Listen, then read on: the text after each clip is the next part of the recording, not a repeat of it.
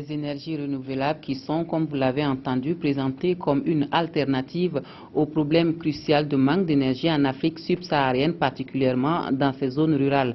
Un programme d'entrepreneuriat en matière d'électrification rurale est en vue et qui vise à accompagner les jeunes porteurs de projets dans ce domaine. Les acteurs du programme se sont retrouvés à Ouagadougou pour une réflexion à l'initiative de la Chambre de commerce Europe-Afrique, Abdelaziz Yagibou. En Afrique subsaharienne, plus de 85% des habitants des zones rurales n'ont pas accès à l'électricité selon les données. Une situation préoccupante face à laquelle la Chambre de commerce Europe-Afrique déploie son arsenal.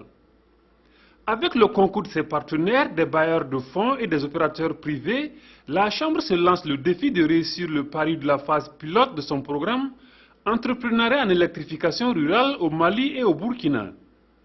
Un programme qui vise à stimuler l'esprit d'entreprise chez la jeunesse afin qu'elle joue au mieux sa partition dans la quête d'un mieux-être des populations rurales. Réunis ici à Ouagadougou, il appartient donc à ces représentants d'organisations internationales de plusieurs ministères du Mali et du Burkina de réfléchir afin de mettre sur les rails le dit programme. Un jeune, pour qu'il réussisse son projet tout seul, sans expérience, c'est difficile. Mais étant accompagné par les différentes chambres de commerce, par les institutions qui les encadrent au niveau du montage du projet, étant accompagné par des institutions de financement locales, mais également étrangères, je pense que nous pouvons donner de grandes chances à ces jeunes-là de finalement mettre en place des projets qui puissent réussir.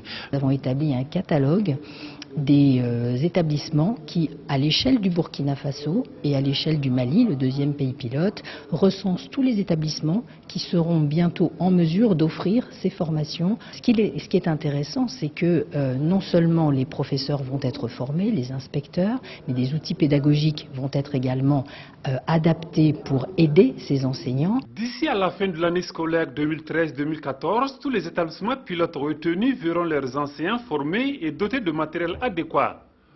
Aussi, les cursus de formation devraient être validés et inscrits dans les programmes nationaux de l'éducation des deux pays, à en croire les initiateurs.